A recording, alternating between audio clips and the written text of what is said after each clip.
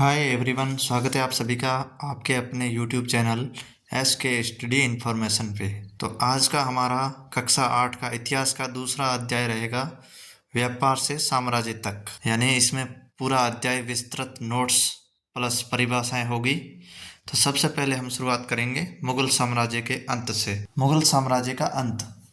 औरंगजेब मुगल साम्राज्य का अंतिम शक्तिशाली शासक था। उसकी मृत्यु 1707 में हुई थी। उसके बाद मुगल शासन कमज़ोर होता गया और सूबेदार जो थे, गवर्नर और बड़े जमींदार स्वतंत्र होने लगे। जगह जगह छोटे छोटे क्षेत्रीय राज्य उभरने लगे, जैसे बंगाल, अवध, हैदराबाद आदि। इसका निष्कर्ष ये हुआ, मुगल सत्ता बिखरती रही, इसलिए विदेशी ताकत जैसे ब्रिटिश, अंग्रेज आते गए, यानी उनके बढ़ने का रास्ता साफ हुआ। दूसरा पॉइंट हमारा रहेगा यूरोपियों का आगमन व व्यापार की होड़। अब धीरे धीरे यूरोपीय कंपनियां भारत में आने लगती है। तो सबसे पहले हम देखेंगे वास्को डी गामा। 1498, ये एक पुर्तगाली नाविक था जो समुद्री यात्रा करता था। यूरोप से भारत का समुद्री मार्ग खोजने वाला पहला व्यक्ति था।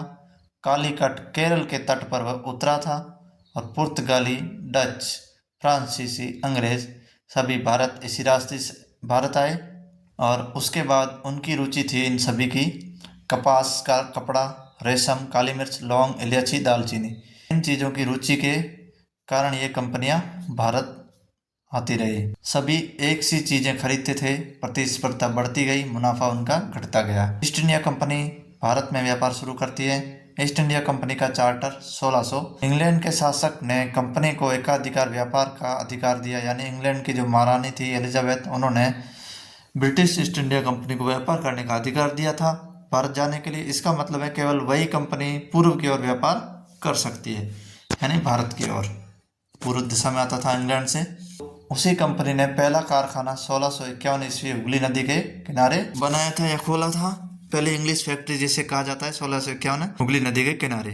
कारखाना एक व्यापारिक कार्यालय होता है, गोदाम में होता है और रहने की जगह।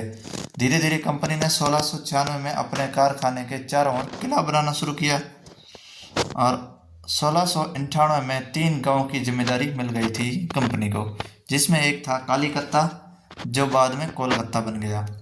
व्यापार से राजनीति तक संघर्ष की शुरुआत। औरंगजेब के बाद बंगाल के नवाब मजबूत होते गए, जैसे अली वर्दी खां, सिराजुद्दौला। वे कंपनी को अपने नियंत्रण में रखना चाहते थे। वे कंपनी को अपने खुद के नियंत्रण में रखना चाहते थे। प्लासी का युद्ध 1757, भारत का इतिहास बदलने वाला ये पहला युद्ध है। युद्ध के मुख्य कारण, कंपनी किलेबंदी कर रही थी, कर नहीं दे रही थी, जो राजस्व कर हुआ करता था वो नहीं दे रही थी कंपनी। बंगाल के राजनीतिक मामलों में दखल दे रही थी। कंपनी सिराजुद्दौला के स्थान पर कठपुतली नवाब बनाना चाहती थी, जो कंपनी के इशारों से काम करे। युद्ध की घटनाएं। सिराजुद्दौला ने कासिम बाजार पर हमला किया, अंग्रेज अधिकारियों को बंदी बना दिया, कलकत्ता पर कब्जा कर लिया, मद्रास में रॉबर्ट्स क्लाइव की सेना भेज दी गई। इसी के कारण युद्ध का कारण बना विश्वासघात। मुख्य पॉइंट है युद्ध का कारण, यानी हारने का कारण सिराजुद्दौला का मीर जाफर था, सिराज का सेनापति था सिराजुद्दौला का। उन्होंने लड़ाई नहीं की और ब्रिटिश ने उन्हें नवाब बनाने का लालच दिया था। परिणाम क्या हुआ? सिराजुद्दौला की हार हो गई और वह युद्ध में उसकी हत्या हो गई। मीर जाफर को कंपनी ने नवाब बनाया, जो कंपनी को कठपुतली नवाब उन्हें ज़रूरत थी। कंपनी को बंगाल में राजनीतिक शक्ति मिल गई। 1765 में मुगल सम्राट ने कंपनी को दीवानी अधिकार दिया। 1765 में मुगल सम्राट ने कंपनी को दीवानी अधिकार दे दिया। बंगाल का पूरा राजस्व टैक्स कंपनी ले सकती थी। अच्छा, उसके बाद अंग्रेज अब व्यापार नहीं शासक बन चुके थे। अगला पॉइंट रहेगा कंपनी के अधिकार नवाब बन गए, यानी अब कंपनी के जो अधिकारी थे वो नवाब बन गए। प्लासी के बाद कंपनी अधिकारियों को भारी घूस, जमीन और धन मिलने लगा। वे दौलत लेकर इंग्लैंड जाते, ऐशो आराम में रहते। भारतीय उन्हें हंसी में नवाब कहते थे। यहाँ क्वेश्चन, ब्रिटिश काल के समय नवाब किन्हें कहते थे और कैसे पढ़ा? तो ये कंपनी अधिकारियों को भारी घूस, जमीन और धन मिलने लगा कंपनी को। वे दौलत लेकर इंग्लैंड में जाते, ऐशो आराम करते। भारतीय उन्हें हंसी में नवाब कहते थे। ये नवाब शासक शब्द की अंग्रेजी का रूप है। कंपनी शासन का विस्तार 1765 से 56 तक। ब्रिटिशों ने कई तरीके अपनाए। रेजिडेंट नियुक्त करना, राज दरबार में कंपनी का प्रतिनिधित्व बैठता था जिसे रेजिडेंट कहा जाता है। काम उनका था शासक की हर बात में हस्तक्षेप करना, यानी कोई भी राजा होगा उसकी हर बात के बीच में टांग अड़ाना। कंपनी के हित में फैसले करवाना। और दूसरा है सहायक संधि। ये एक ऐसी संधि जिसमें भारतीय शासक को अपनी सेना नहीं रखने दी जाती थी, कंपनी की सेना रखनी पड़ती थी। इसके बदले भारी भुगतान करना पड़ता।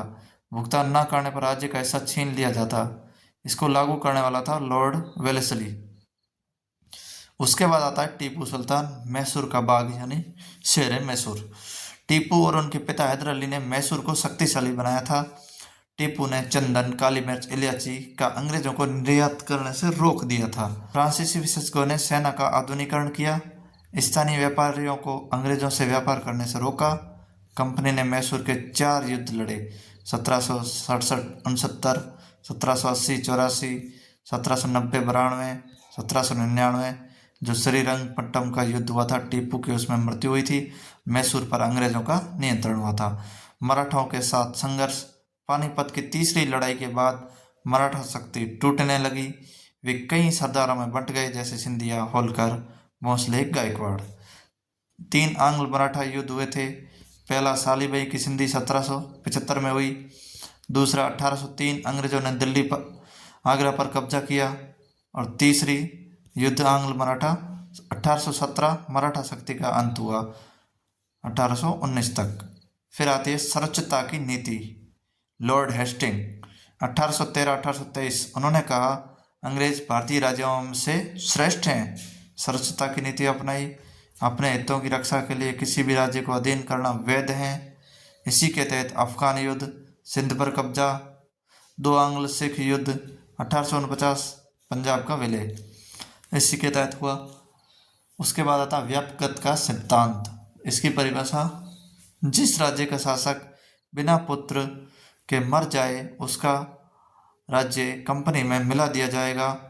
इसको लागू किया लॉर्ड डलहौजी ने 1848-1856। हड़प की नीति भी कहा जाता है, विलय की नीति भी कह सकते हैं।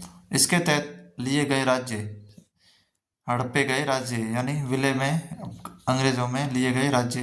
पहला था सतारा 1848, संबलपुर 1850, उदयपुर 1852, नागपुर 1853, झांसी 1854, अवध 1856। ये राज्य विलय की नीति के अंतर्गत लिए गए। नया प्रशासन। ब्रिटिश शासन का ढांचा 3 प्रेसिडेंसी तैनात की गई: बंगाल, मद्रास और बॉम्बे। उन पर गवर्नर जनरल था जो सबसे बड़ा पद हुआ करता था। उसमें न्याय सिद्धांत 1772 से नई प्रणाली, दीवानी अदालत, सिविल कोर्ट, जिला कलेक्टर हिंदू पंडित या मौलवी कानून समझाते थे। फौजदारी अदालत, काजी और मुफ्ती पर नियंत्रण कलेक्टर का होता था। कलेक्टर का मुख्य काम था राजस्व वसूली और कानून व्यवस्था, पुलिस, दारोगा आदि पर नियंत्रण करना। फिर आती है कंपनी की सेना। यूरोपीय शैली की ट्रेनिंग होती थी कंपनी की सेना पर, और अनुशासन पर ज़्यादा जोर दिया जाता था। घुड़सवार सेना कम थी, पैदल सेना बढ़ती गई। सिपाहियों में असंतोष भी बढ़ने लगा, जो आगे 1857 की क्रांति में फूटता है। अध्याय का निष्कर्ष, यानी हमने जो दूसरा चैप्टर के इम्पोर्टेंट परिभाषा सहित नोट्स पढ़े, उसका मुख्य मकसद आप देख लीजिए कि कैसे एक व्यापारी कंपनी धीरे धीरे साजिश, युद्ध, राजनीतिक दखल, संधियों और धोखों से भारत की सबसे बड़ी शक्ति बन गई, जो ब्रिटिश सरकार थी। 1857 तक 63% क्षेत्र और 78% जनसंख्या कंपनी के सीधा नियंत्रण में चली गई। तो ये था हमारे इम्पोर्टेंट्स नोट्स और परिभाषा सहित थे। इसको पढ़ने के बाद आप दूसरे चैप्टर के कोई भी क्वेश्चन का हल कर सकते हो। इसी तरह आपको तीसरे और चौथे चैप्टर के भी वीडियो मिलते जाएंगे। चैनल को सब्सक्राइब करना ना भूलें। मिलते हैं नेक्स्ट वीडियो में, तब तक के लिए दीजिए इजाज़त। नमस्कार।